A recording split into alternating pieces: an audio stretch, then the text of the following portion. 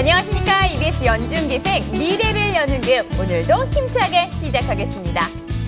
지난 4월이죠. 교육부는 수행평가를 포함한 과정 중심의 평가를 강화하겠다라는 발표를 했습니다.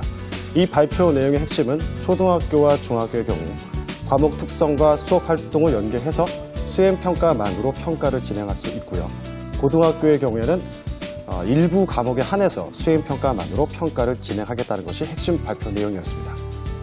네, 이 개정안의 발표로 빠르면은 이제 2학기부터 초, 중학교에서는 이제 지필 평가가 없이 수행 평가만으로 학생의 학업 성취도를 측정하는 성적이 산출될 수도 있다. 지금 이런 얘기들이 나오고 있는데요. 그래서 교육 현장에서는 이것이 뭐 적절한 조치다, 아니면은 시기상조다, 다양한 의견들이 나오고 있습니다. 네, 그래서 오늘은 수행평가를 직접 받고 있는 학생들은 수행평가 확대에 대해서 어떤 생각을 갖고 있는지, 또 어떤 개선안이 있는지 들어보는 시간 마련했습니다. 먼저 화면 보고 토론 시작하도록 하겠습니다. 하나의 정답만을 맞춰야만 점수를 받을 수 있는 지필평가. 답맞추기에만 급급한 단편적인 평가 방식이란 비판 아래 새로운 제도가 도입됐는데요. 바로 1999년부터 시행된 수행평가 제도입니다. 프로젝트 학습 등의 다양한 방식을 활용해 학습 과정 중심으로 행동 과정과 결과를 평가하는 수행평가 제도.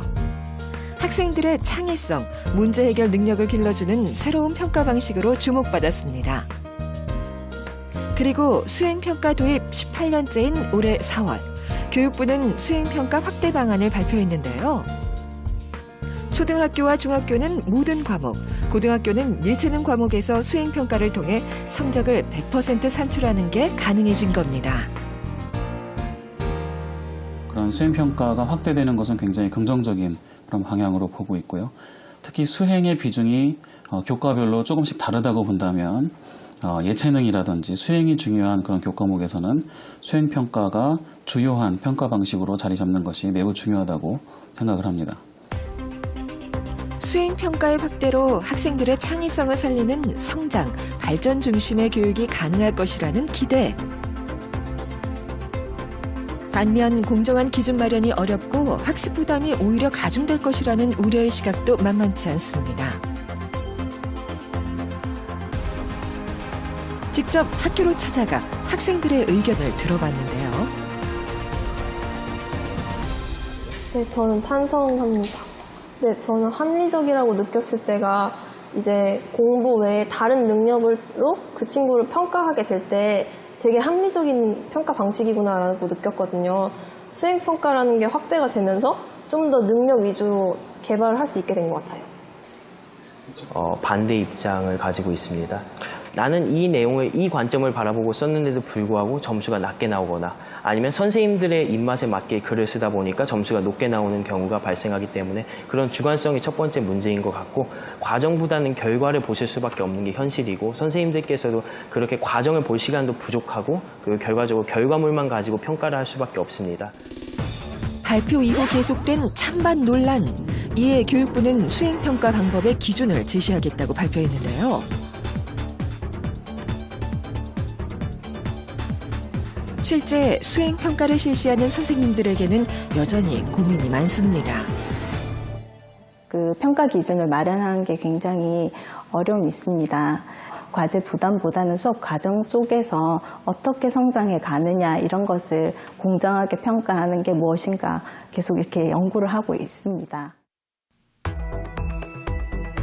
과연 학생들이 바라는 올바른 수행평가의 방향은 무엇일까요? 수행평가 확대에 대한 학생들의 솔직한 의견. 오늘 미래를 여는 교육에서 이야기해 보도록 하겠습니다.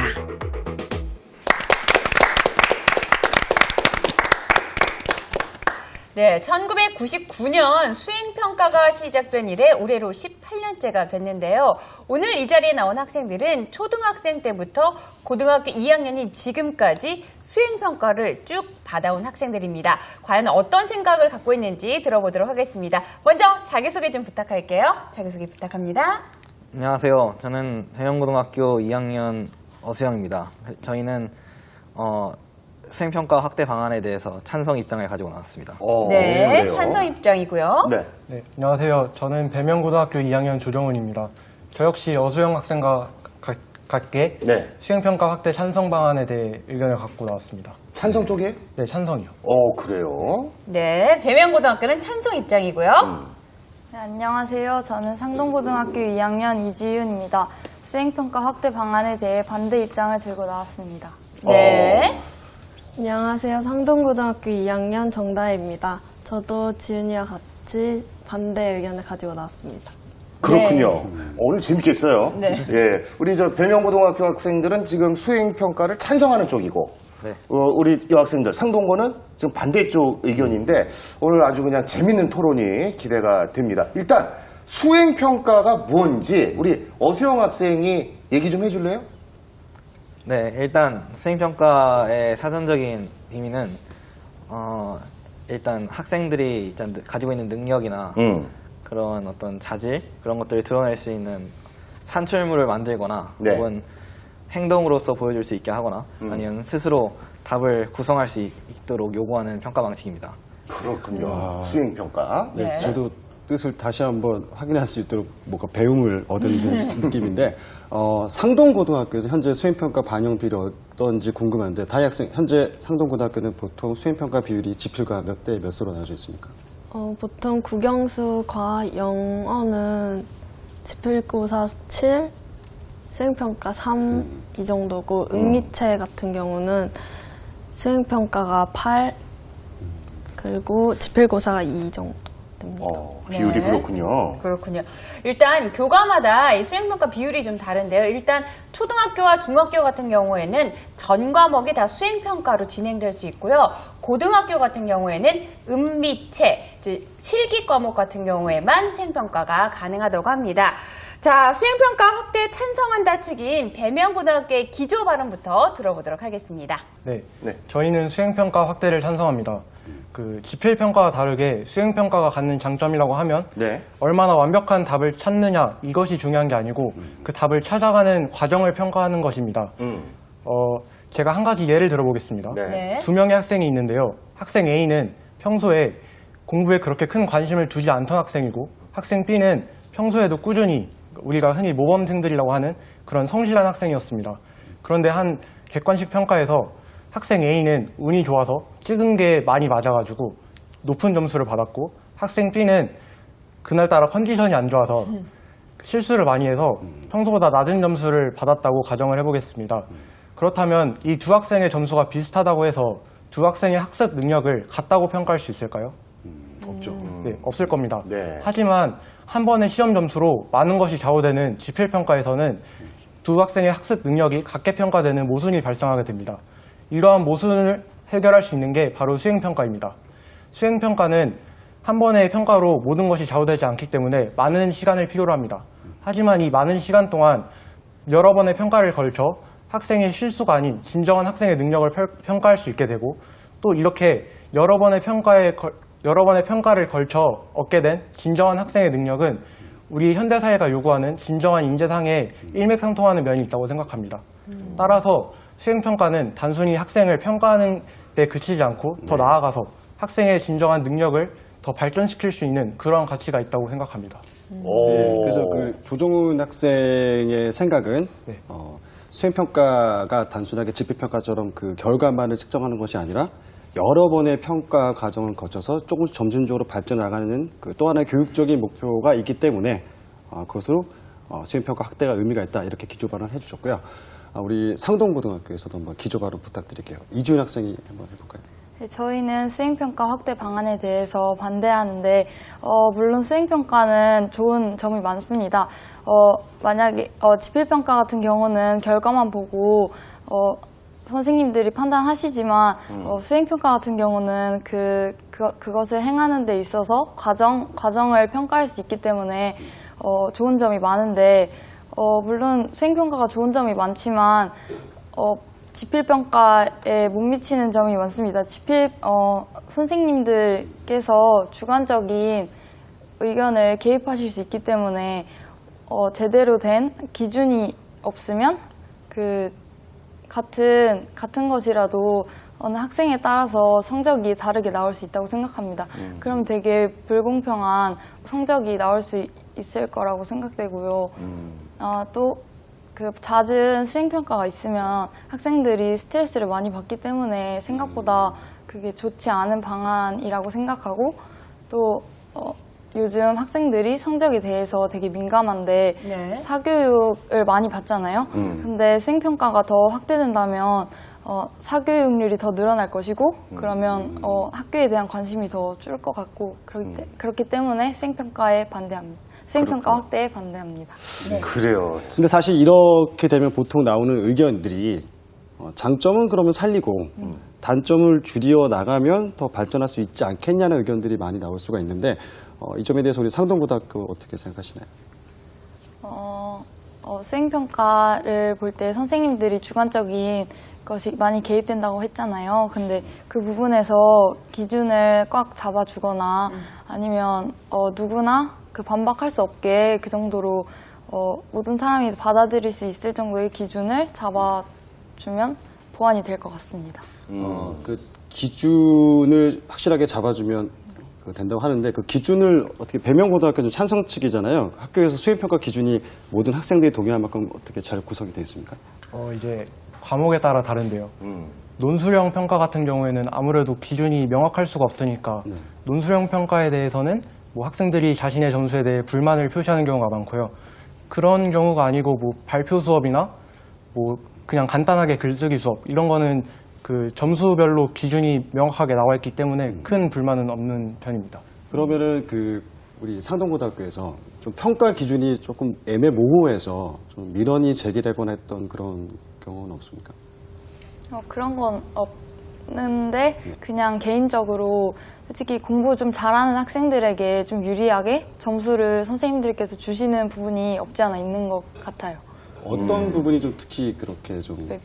문학 같은 경우 논술형을 보거나 논술형 보는 많은 과목들의 선생님들이 그러셔서. 그러니까 지금 그 상동고등학교 나온 의견이 다시 한번 그 정리를 해보면 그 수행평가라고 하지만 결과적으로 그 평소에 그 공부를 열심히 하는 애들 그리고 선생님과의 어떤 교감이 있는 애들이 더 높게 측정돼서 오히려 그 지필평가 갖는 단점이 재생산되지 않느냐 하는 건데 이 점에 대해서 혹시 뭐 따로 반론 같은 거 제기할 거 있습니까? 네, 그 모범생 아이들이 좀 더 유리하게 선생님들과 같이 친밀한 관계를 맺고 좀 더 쉽게 접근을 해서 더 유리한 점수를 받아올 수 있는 것도 사실이지만 네. 하지만 그 학생들이 그만큼 평소에 뭐 그 과목에 대해서 관심을 갖고 선생님들에게 질문을 했다던가 아니면은 거기에 대해서 좀 더 심화된 공부를 한 다음에 그 수업 시간에 어떤 심화된 질문을 했다던가 이러한 과정을 통해서 그 선생님과 친밀한 관계를 맺었을 거거든요. 이 수행평가라는 게 그 어떤 수행평가를 한다. 그래서 이 점수를 가지고 그 학생을 평가하는 걸 수도 있지만 제가 생각하기에 진정한 수행평가는 그러한 평소에 관심을 갖고 선생님과 친밀한 관계를 맺으면서 이렇게 성실하게 학교 생활을 했다. 이런 것에도 충분히 점수를 줄 수 있다고 생각합니다. 그러니까 다 또 이쪽 얘기 들으면 이쪽이 맞고 지금 또 조정훈 학생 얘기 들어보면 사실 그렇잖아요. 모범생이 뭐 정말 잘 지필평가만 봐서 모범생이 아니라 태도도 바르고 지각 안 하고 이런 것들이 다 함께 함유가 되어 있기 때문에 모범생이 되니까 당연히 그 학생이 이제 수행평가를 할 때 더 좋은 점수가 나올 수밖에 없다. 요쯤에서 그 이거에 대한 그렇죠. 생각, 학생들의 생각을 좀 들어볼게요. 이 부분에 대해서요. 근데 이런 부분에 대해서는 이게 수행평가에도 나뉘는 그 점수에 따라 다 나뉘잖아요. 근데 네. 태도 점수도 매기고 뭐 논술형을 본다거나 뭐 실험을 한다거나 그런 게 있는데 이런 건 그냥 태도 점수 이쯤에서 그냥 선생님들께서 좋은 그 애착을 갖고 계시다거나 아니면 노력한 게 많이 보이시면 거기에서만 주시면 네. 맞는 것 같다고 생각하고 다른 논술형을 할 때는 그때 딱 그 논술형 답안지만 보고 채점하시는 게 맞다고 생각해요. 이거에 대해서 조정은 학생은 어떻게 생각하나요? 공과 사를 완전히 구별해야 된다. 네. 뭐 이런. 물론 그 채점을 할 때는 네. 평소에 친분은 약간 배제를 하고 하는 게 맞는 것 같고요. 그래서 실제로 저희 학교 선생님들은 어떤 논술형 답안지를 채점할 때 그 학생의 이름 부분을 가리고 이렇게 채점을 하시기로 합니다. 그게 좋은 방법이겠네요. 그러니까 근데 글씨체를 보면 또 이게 글씨체를 보면 또 이게 탁 튀어나오는 것 같고 이걸 찍어서 제출해야 되나요, 그럼? 그 결과적으로 대화를 종합을 해보면 결국 그 어떤 저도 교사지만 네. 선생님들이 어떤 같이 중립적인 자세가 매우 중요한데 우리 상동고등학교 친구들은 그런 교사의 어떤 주관적인 개입이 좀 문제가 되지 않겠냐고 했거든요. 이 점에 대해서 우리 조정훈 학생은 그 선생님이 약간 공과 사를 잘 구분하면 된다고 이렇게 하셨는데 구체적으로 어떤 방식으로 이렇게 더 개선될 수 있다고 생각하십니까? 그렇게 반대 측에서 걱정하시는 그런 불공정한 채점을 하실 만한 선생님들을 뭐 교사 평가 시스템이나 아니면 뭐 학생들의 설문조사를 통해서 그런 선생님 분들을 이렇게 걸러낸 다음에 그 분들을 대상으로 적정한 교육이나 연수를 통해서 그 공정한 수행평가 심사평에 대해서 교육을 실시한다면 그런 부분은 충분히 개선할 수 있다고 생각합니다. 이에 대해서 우리 정대한 목사님 생각하나요? 아까 조정훈 학생이 말씀하신 것처럼 학생들이 선생님에 대해서 설문조사를 한다고 했는데요. 그런 것도 오히려 보면 학생들의 주관적인 거여서 객관적이지 않다고 보는데요. 그거를 만약에 된다면 어떻게 진행할 것인지 묻고 싶습니다. 저희가 흔히 생각하기에 뭐 채점하는 사람의 수가 많아지면 공정해진다 약간 이런 마인드가 저희 모르게 저희한테 박혀 있잖아요. 네. 이런 마인드를 좀 모티브 삼아서 그 선생님들을 평가하는 대상을 학생뿐만이 아니라 뭐 학생과 선생님 사이 또는 선생님과 선생님 사이 아니면 그 국가 기관에서 어떤 그 조직을 만들어서 그런 다수를 통해서 선생님들을 평가한다면 좀 더 공정한 평가를 할 수 있을 거라 생각합니다. 그럼 아까 얘기한 대로 그 논술 같은 거 있잖아요. 이름을 가리고 이게 누구의 답안인지 모르게 채점하는 거는 어떨까요? 근데 그 이름 가리는 과정에서 어차피 다 보이는 거 아니에요? 어차피 맨 위에 이름 쓰는데 그걸 어떻게 일일이 다 선생님도 보고 싶으셔서 한번 보실 수도 있고. 아니, 그러니까 그 시스템을 만들어서 글씨체도 이제 그냥 이 타자체로 이제 찍어서 활자체로